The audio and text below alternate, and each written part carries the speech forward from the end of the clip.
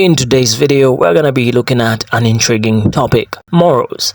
A certain palm color man says that black people have the moral high ground. So before we get started, do you agree with this or not?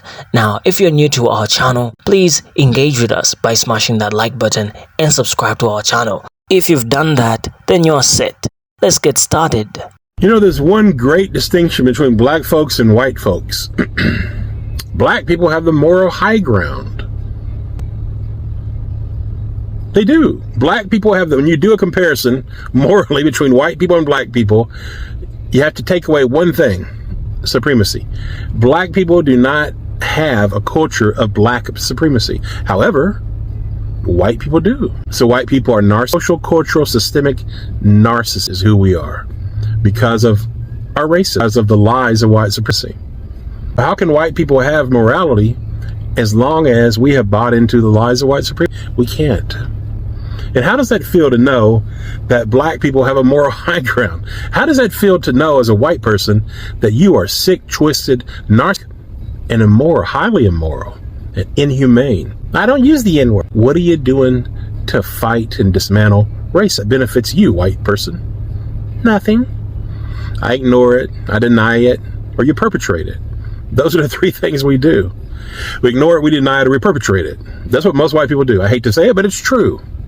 And that's why I say we're social narcissists. We have no moral high ground racially. We are sick, hurting people. Hurt people, hurt people. And we've been hurting a long damn time. We're hurting because of the disease of white supremacy. It's destroying white people from within. Look at the white nationalist party, the GOP. Not just them, all white people. But just as an example, look at the GOP. They're batshit crazy. They bought into so many lies, and it all started with the great lie. The great lie of white supremacy. It all started with that. Everybody knows the GOP now officially is the white nationalist party. That's a fact. Matter of fact, you can look at a lot of the rhetoric that they spew, and it's almost identical to what the KKK is spewing and has been spewing for many, many, many years. It's the exact same rhetoric. It really is. Once again, I'm asking white people to understand, you don't do this just for black people as an anti-racist. You don't do it. I do it because I care about humanity, and I can't stand. I was bullied for many years. I can't stand to see people bullied. That's one reason I do this. It's true. But I'm not here to save anybody except for white folks. Black people can take care of themselves. Yes, white supremacy creates a victim, but don't think the only victims are black and brown and indigenous people. We are also victims as the people who are living this grand lie and this grand immorality of social, cultural, and systemic narcissism. White people, you're hurting. Until you heal from racism, you're doomed to live an immoral and toxic life. I've seen it in my own family. Don't tell me it's not true. I've seen it in my own goddamn eyes. Living under the lies of white supremacy makes you sick. Nobody's good enough. You're not good enough. You're living lies. And it's people like Donald Trump, the grandest narcissist of them all. That's why white people love Trump. And don't think it's only the GOP, it's also in liberals.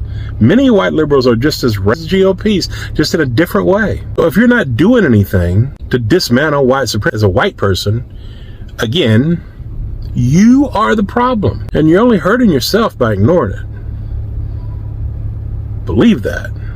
Now that we've seen the video that started this conversation, it is truly inspiring to see people from other backgrounds acknowledging the values that black people bring. These principles are evident everywhere in black communities. Morality, a multifaceted concept, finds its roots embedded within our homes and cultural heritage. Within the black community, these values are nurtured, with mothers often instilling lessons of respect and tolerance in the face of adversity or frustration. And through these lessons, our mothers have been able to transfer morality to us, and that's the reason why black people everywhere have the moral high ground. When we look at people from other backgrounds that are not deeply rooted in cultures such as the African or black cultural traditions, it becomes evident that they lack a fundamental respect, evident in their interactions with their parents. Especially from the palm color community, you can see this even in movies. The son or daughter of the house talking to the mom or the dad as if they're like the same age or something. But most of the times when it comes to black people, things take a more different turn. You know, even if they're joking or they're having a friendly talk, you always see that respect being portrayed and being put there. Now, that is evident of the morality and the moral principles that are from the black community.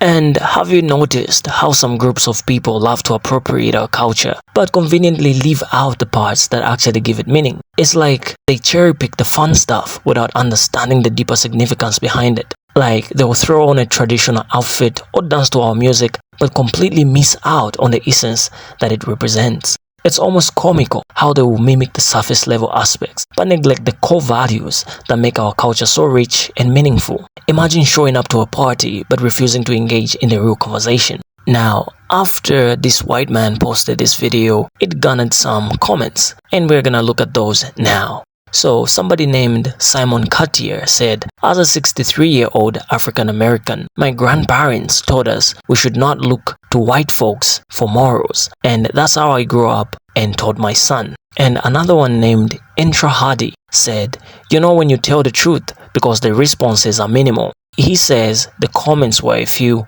and that's how he knows that this man was telling the truth. Another one also replied under the name Lisa Lewis, and she said, I believe white supremacy has harmed the white community as prolifically as it has POC, just in a different way. The superiority complex gained from. Lawana Madison said, love it when you show up on my page. Storyline riddled and laced with facts from beginning to end. Thank you. Another one under the name Mitra said, we greatly appreciate your videos. How does your family feel about this? And then there was somebody by the name This Chick. This person said, I am perplexed by the unhinged compulsion to show hate and denial of facts. It's not a good look. So that's it for today's video, and from the comments that this video garnered, we can tell that a lot of people are saying positive things about this, but that leaves us questioning why it didn't get a lot of comments, because it had a lot of views and a lot of likes, but not a lot of people engaged in the comment section. Now, that's to say that